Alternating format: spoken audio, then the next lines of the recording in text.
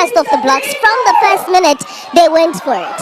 Yes, this is a team obviously that started off on the front foot. Expected, I mean, good quality in the side, good combination passes, of course, on the right hand side. And look, they've been dangerous from the onset. Yeah, they certainly have been dangerous from the onset. One thing that Coach Spiro van Rooyen did say is that there's inconsistency in the team because of the live games and the games that are not live.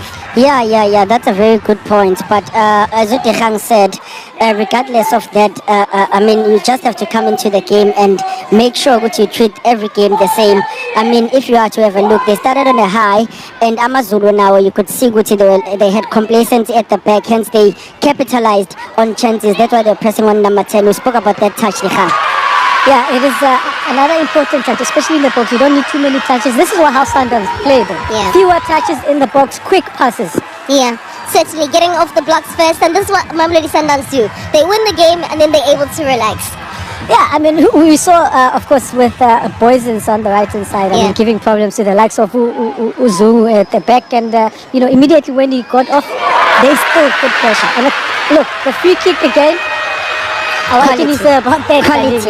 We've seen it even yesterday. Yeah. We've seen it at Durban City yesterday. So it was a weekend of David Beckham.